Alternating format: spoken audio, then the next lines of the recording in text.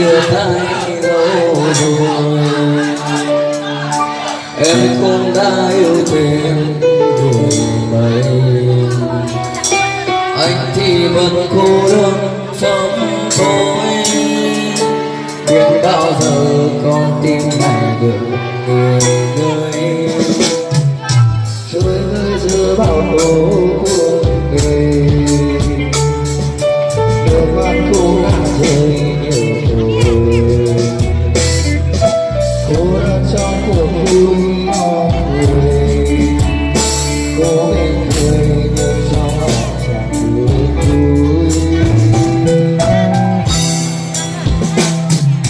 Khi đã yêu một ai thật lòng, đâu nói quên là quên phải không?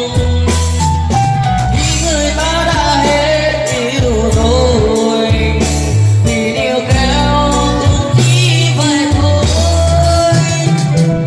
Để đừng bao giờ gieo hy vọng, rồi giấc mơ cũng chỉ bằng không. Bây giờ đến nhóm cánh im lặng để ra đi.